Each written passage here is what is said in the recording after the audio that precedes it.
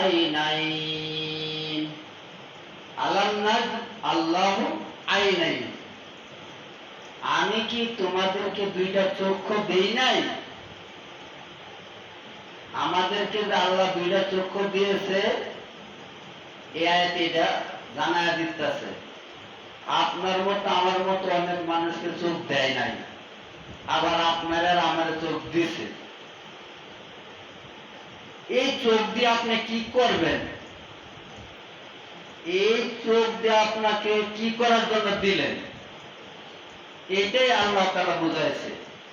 আলাম নাজ আল্লাহু আইনাইন, আমি কি তোমাকে দুইটা চোখ দেই নাই ভালো মন্দ দেখার জন্য? আপনার মতো অনেক মানুষকে আল্লাহ তাআলা দুইটা চোখ দেয় নাই, আর আপনারে দিছে। যারে দেয় নাই সে আর আপনি যদি সমানই থাকেন, তাহলে আপনার চোখ দিয়ে লাভ কি হয়েছে? পরের আয়াতে বলে আলাম নাজ আল্লাহু আইনাইন ওয়া লিসানাও ওয়া শাফাতাইন। আপনি যত ধনের মালিক থাকেন, আপনি চাই বাদশা থাকেন, যদি আপনার দুইটা চোখ না থাকে, এই বাদশার আপনার কি মূল্য থাকতে পারে? আপনি যত সুন্দরী থাকেন, আপনি কোটিপতি থাকেন, আপনার যদি দুইটা চোখ না থাকে, আপনি ভালো একটা বিয়েও করতে পারবেন না। যেমন একটা বিয়ে করবেন, মেয়েটা কেমন, কালো না সুন্দর, আপনি দেখতে পাইবেন না, আপনার বাবা মাকে দেখতে পাইবেন না, আপনি পৃথিবীটা দেখতে পাইবেন না। আপনার কত আফসোস, আফসোসের কোনো শেষ নাই।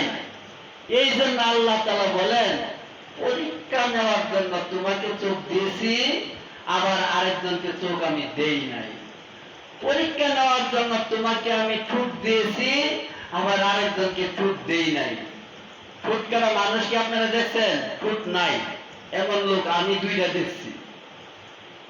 আমার বাপ দাদার কাছে শুনতাম একটা লোকের নাম আছেন শেগাম, তারও নাকি ঠোঁট আছেন, ঠিক?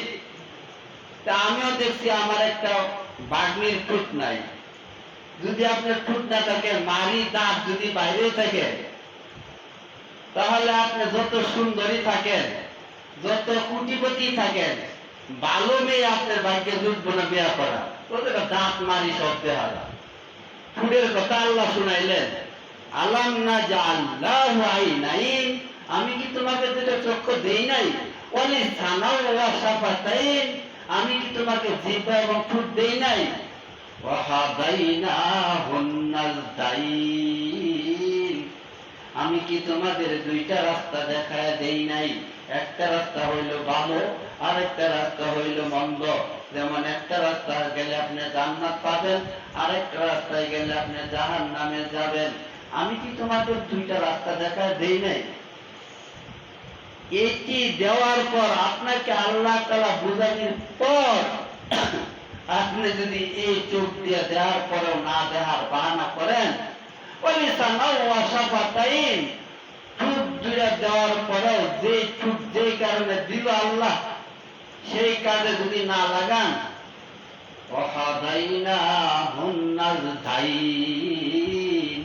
দুইটা রাস্তা দিলাম, একটা রাস্তা হইল অন্ধকার, আর একটা রাস্তা হইল আলো। রাস্তা কিন্তু দুইটাই, মানে উদাহরণ দিচ্ছি, একটা হইল অন্ধকার, একটা হইল আলো, একটা হইল ভালো পথ, একটা হইল মন্দ পথ। কি দুইটা পথ আছে না নাই? খারাপ রাস্তা, ভালো রাস্তা আছে না? এই দুইটা রাস্তার কথা কইল। তোমাকে আমি এত সুন্দর চক্ষু দিলাম ভালো মন্দ দেখার জন্য, বোঝার জন্য, আবার দুইটা রাস্তাও দিলাম, একটা হইলো খারাপ মন্দ রাস্তা, আরেকটা হইলো ভালো রাস্তা। তুমি ভালো রাস্তায় যাইতে পারলা না, তুমি খারাপ রাস্তায় গেলা। তোমাকে স্বাধীনতা দিলাম, তোমাকে বুঝবার মতো তৌফিক দিলাম, তোমাকে জ্ঞান দিলাম, তোমাকে আকল দিলাম, তোমাকে মহব্বতে তুমিও দিলাম। মানুষকে মহব্বত দিয়েছে তিন প্রকার, আর পৃথিবীর সৃষ্টি জগতের যত মাখলুকাত আছে তাকে মহব্বত দিয়েছেন এক প্রকার। আর তামাম পৃথিবীর সকল সৃষ্টি মাখলুকাত মিলায়া সকলকে মহব্বত দিয়েছে মোট 100 ভাগের 1 ভাগ। 99 ভাগ মহব্বত আল্লাহর কাছে রয়েছে। 1 ভাগ মহব্বত মানুষের ভিতরে দিছে 3 ভাগ করিয়া, সারা পৃথিবীর মাখলুকাতকে দিছে 1 ভাগ করিয়া। একটার নাম হলো মহাব্বতে তুমি, একটা হলো মহাব্বতে ইমানি, একটা হলো মহাব্বতে আকলি। মহাব্বতে তুমি এটা পৃথিবীর সৃষ্টি জগতের সকলকে দিয়েছেন। মহাব্বতে আকলি এটা পৃথিবীর সৃষ্টির সকলকে দেয় নাই। মহাব্বতে ইমানি এটাও পৃথিবীর সকল মানুষ নিতে পারে না। ইমানি মহাব্বতটা কি, আকলি মহাব্বতটা কি, মহাব্বতে তুমি কি, এই রাস্তাগুলো আপনি যদি বুঝেন তাহলে আপনার জন্য জান্নাতে যাওয়া সহজ। মহাব্বতে তুমি নিজের সন্তানাদিকে, ছেলে মেয়েকে মহাব্বত কইরা, নিজে কম খায়া, নিজে মন্দ কাপড় পইরা ছেলে মেয়েকে ভালো কাপড় দেয়, ভালো খাবার দেয়। এই মহাব্বতের তুমিরা পৃথিবীর সৃষ্টি জগতের সকল মাখলুকাতের আছে। মুরগিরা আছে, শিয়াল কুকুরেরা আছে। শিয়াল কুকুরেও তার বাচ্চাদেরকে মহব্বত করে না, করে না? বানর তার বাচ্চাকে মহব্বত করে না? মহব্বত করে। এই মহব্বতটা বোঝানোর জন্য আপনাদের বলছি, মহব্বতে তুমি, মহব্বতে আকলি, মহব্বতে ইমানি। ইমানি মহব্বতটা পৃথিবীর সৃষ্টি জগতের অন্য মাখলুকাতকে আল্লাহ তাআলা দেয় নাই। আর মহব্বতে আকলিও পৃথিবীর সৃষ্টি জগতের অন্য মাখলুকাতকে দেয় নাই, শুধু মানুষকে দিয়েছে। আর মানুষের ভিতরে যারা ইমানদার মুমিন তাদের ভিতরে মহব্বত আছে 3 প্রকার, বেঈমান কাফের তাদের প্রতি মহব্বত আছে 2 প্রকার, আর অন্য সৃষ্টিজীবের প্রতি মহব্বত আছে 1 প্রকার। সর্বমোট মহব্বত কয় প্রকার? 3 প্রকার। এখন আপনি বুঝবেন মহব্বতে আকলি কি। আকলি মহব্বত পৃথিবীর কোনো গরু ছাগলকে দেওয়া হয় নাই, আপনাকে দিয়েছে। আপনারে যদি তিতা ঔষধও দেওয়া হয়, আপনারে যদি বলা হয় এটা খাইতে খুবই কষ্টকর, কিন্তু আপনার অসুস্থতা ভালো হবে এটা খাইলে, কষ্ট করে আপনি খাবেন না ফালাইয়া দিবেন? খাবো না সবাই? আকলি মহব্বত গরুর নাই। গরু যদি অসুখে মারাও যাইতে থাকে, তারে স্যালাইন গুড় দিয়া যদি বানায়া দিতে চান, সে খাবে না। ভালো খাবার দিলেও সে খাবে না। তার কি নাই? মহব্বতে আকলি নাই। তার মহব্বতে তুমি আছে, তার বাচ্চাকে সে মহব্বত করে। মহব্বতে ইমানি কার নাই? কাফের মুশরিক তাদের মহব্বতে ইমানি নাই, ইমানি মহব্বত তাদের নাই। ইমানি মহব্বত একজন মুমিন মুসলমানের আছে। ইমানি মহব্বত কাকে বলে? এই ইমানি মহব্বতের দ্বারাই যদি আপনি আল্লাহকে মহব্বত করেন তাহলে আপনি জান্নাতের আশা করতে পারেন। কারণ ইমানি মহব্বত করার রাস্তা ফয়সালা আল্লাহ তাআলা কুরআন কিতাবে দিয়ে দিয়েছে। কিভাবে ইমানি মহব্বত করবেন? ইমানি মহব্বতটা কাকে বলে? আরে ভাই, আপনি দুনিয়ার লাইনে সব বুঝেন, আজান হইলে নামাজ পড়তে হয় এটা আপনি বুঝেন না। এই যে দান কাটা গেল, এই দান কাটার ব্যাপারে আল্লাহ কুরআনে আয়াত নাজিল করছে। আপনি খেতে কাজ করবেন, জমিনে, জমিনের নামও কইছে, কাজের কথাও কইছে কুরআনের আয়াতে। আপনারা জানেন ঘন্টার পর ঘন্টা বৃষ্টি হয়, ঝড় তুফান হয়, তখন কি আমরা খেতে খামারে কাজ কাম করতে পারি ভাই? ঘন্টার পর ঘন্টা শিল তুফান, ঝড় তুফান হইলে কাজ করতে পারি? পারি না। 1 ঘন্টা 2 ঘন্টাও কোনোদিন 1 দুপুর বৃষ্টি থাকে, তখন আপনার ধৈর্য ধারণ করতে পারেন, সবুর করতে পারেন, কাজ না করলে চলে। আর জুমার নামাজ পড়তে আধা ঘন্টা 1 ঘন্টা লাগে, এটা আপনার বুঝে আসে না। আপনার ইমানি মহব্বত নাই। আপনার তুমি মহব্বত আছে ক্ষেতের মহব্বত, আপনার মসজিদের মহব্বত নাই, আল্লাহর মহব্বত নাই। যদি ইমানি মহব্বত থাকতো, আরে 2 দিন বৃষ্টি গেল, কাজ না করে বসে রইলাম চলছে, আর আজকে আধা ঘন্টা নামাজ পড়তে লাগবো, এটা আমার বুঝে আসে নাই। আপনার ইমানি মহব্বত নাই। ওই গরুর মতো, গরুর যেমন আকলি মহব্বত নাই, গরুর যদি আকলি মহব্বত থাকতো ওষুধ নিয়ে দিলে সে জোর করে খাইতো। আপনার আকলি মহব্বত আছে বিদায় আপনি জোর করে ওষুধ খান। আপনার অপারেশন করতে করলেও আপনি শুয়ে যান। আপনারা যদি কাটতেও চায় আপনি শুয়ে পড়েন। আর গরুকে বান দিয়েও শোয়ানি যায় না। গরুর আকলি মহব্বত নাই, আপনার আকলি মহব্বত আছে বিদায় আপনি বাঁচার জন্য আগেই মরতে চান, বাঁচার জন্য আগেই শুয়ে যান বিছনায় যে আমার অপারেশন করুক। এটাও ডাক্তারের সই নেয়, আপনি বাঁচতেও পারেন, মারাও যাইতে পারেন, সম্ভাবনা অনেক মানুষ মারাও যায়। তারপরও আকলি মহব্বত থাকার কারণে আপনি বেডে শুয়ে যান, অপারেশনের জন্য প্রস্তুতি নেন। এই আকলি মহব্বত আছে, আপনার তমি মহব্বত আছে, কিন্তু আপনার ইমানি মহব্বত কোথায় গেছে? ইমানি মহব্বতের দ্বারাই ওই সমস্ত মানুষ কাজ ফালায়া দেয়া মসজিদে আসতে পারে।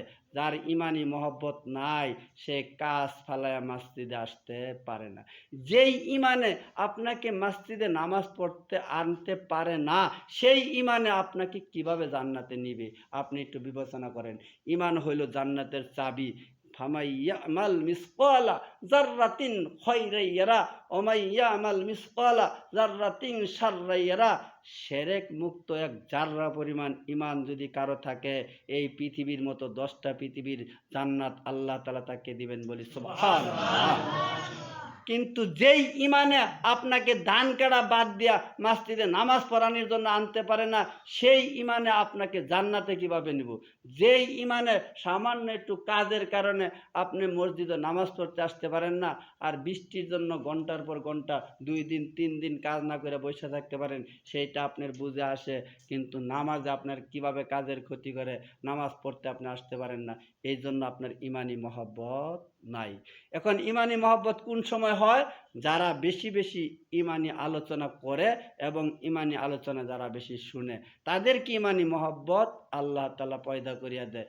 এখন আপনার ইমানি আলোচনা শুনতেও সুযোগ নাই, মানতেও সুযোগ নাই, এই জন্য আপনি ধান কাটা বাদ দিয়া শুক্রবারে মসজিদে আসার সুযোগ আপনি পান না।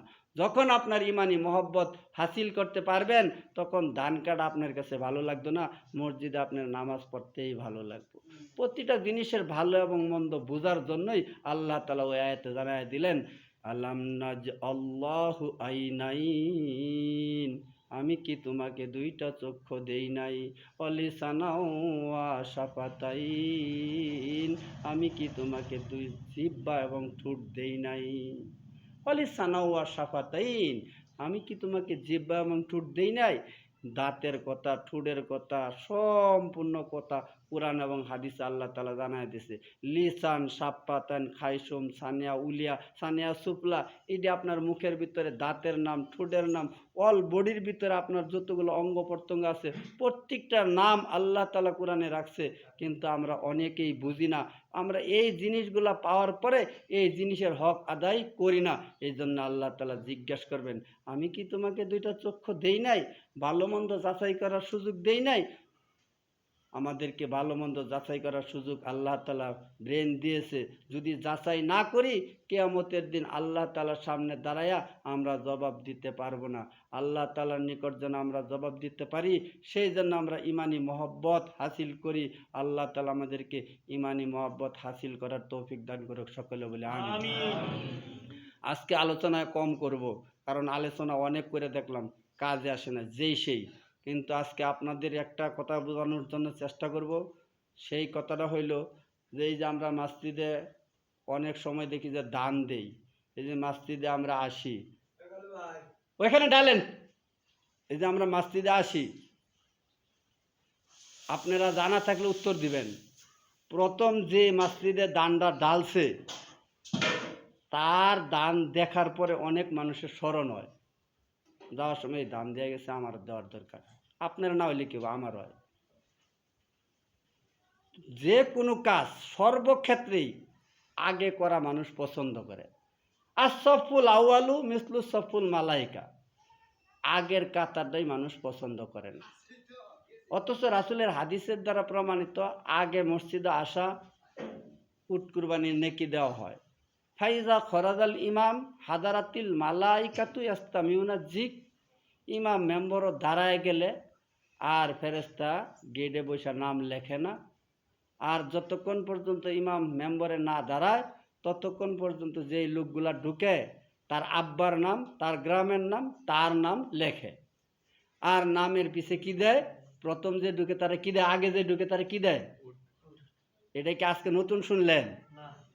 লাভ নাই, যেই সেই ছাগলের মতো, কোনো লাভ নেই। যে মসজিদে আগে ঢুকে, যে মসজিদে দান আগে দিছে, যে আগে আসছে, যে আগের কাতারে বসছে, সব জায়গায় আগে মজা পায়। ট্রেনের টিকিট কাটে 10 দিন আগে অনলাইনে, সিট নিয়ে 4 ঘন্টা শুকে যাওয়ার জন্য 10 দিন আগে কাটে। ট্রেন আসার আগে যায় না পরে যায়? সব ক্ষেত্রে মানুষ আগে যায়। এমন কোনো ক্ষেত্র নাই যে মানুষ পিছে থাকতে চায়, কিন্তু খালি নামাজের বেলায় মানুষ পিছে থাকতে চায়।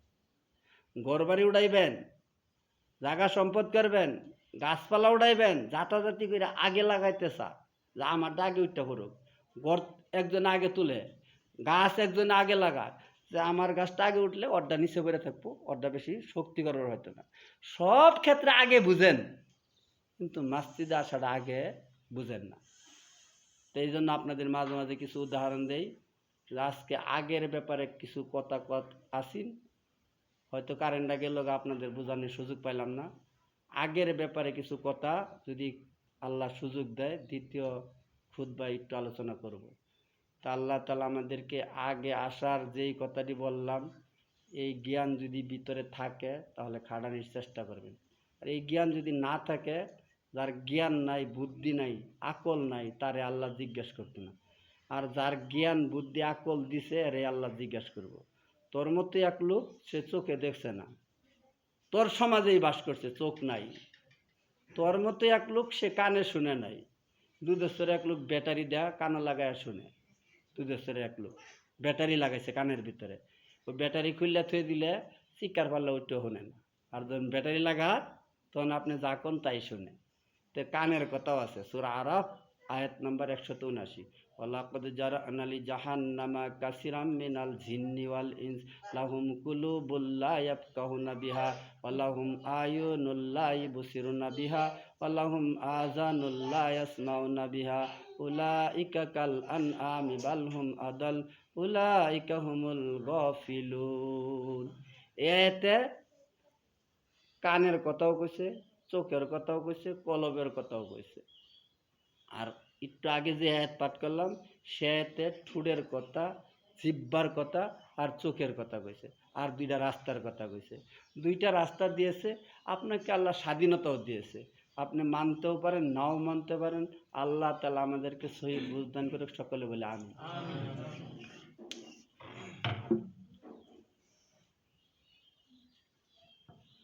আজকের খুতবাটা সংক্ষেপ করার পর আপনাদের সাথে একটু কথা হবে খুতবার পরে, সেটা আপনারা একটু মনোযোগ সহকারে শুনবেন। আমরা যদি একটা ডাক্তারের কাছে যাই, ওই ডাক্তারের চিকিৎসায় ভালো না হইলে আরেকটা ভালো ডাক্তারের কাছে যাওয়ার চেষ্টা করি। নারায়ণখোলা বাজারে গেলাম ভালো না, ময়মনসিংহ গেলাম তাও ভালো না, ঢাকা গেলাম তাও ভালো না, বিদেশ যাই তারপরেও বাঁচার জন্য চেষ্টা করি কি করি না? নারায়ণখোলা বাজারের ডাক্তার পছন্দ হয়েছে না, তদ্রুপ মনে করেন আমি নারায়ণখোলা বাজারের ডাক্তার আমার পছন্দ হইল না, কিন্তু ঢাকার একটা ডাক্তারের আপনার ঘরে চিকিৎসা করা হয়েছিলাম। আপনাদের ভিতরে কিছু অসুস্থতা আছে, কিছু অসুস্থতা চিকিৎসা করলে ভালো হয়, কিছু অসুস্থতা চিকিৎসা করলে ভালো হয় না। তা আপনাদের যদি ওই রোগ থাকে যেই রোগ চিকিৎসা করলেও ভালো হয় না, এই রোগ থাকলে আমি ডাক্তারকে তার চেয়ে বড় ডাক্তার দিয়ে কইলেও, মক্কার ইমাম দেওয়া কইলেও ছাগলের মতো যেই সেই মানত না।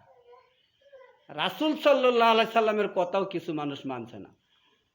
আকাশে চাঁদ আঙ্গুলের ইশারা দেয়া দুইটা টুকরা কইরা দেহানির পরেও আবু জেহেল্লা কইছে ইদু আসমানেও জাদুকর বাহা, মাটিতেও জাদুকর বাহা। তাহলে আবু জেহেল্লা এই জগতেও কিছু আছে, বুঝা যায় কথা?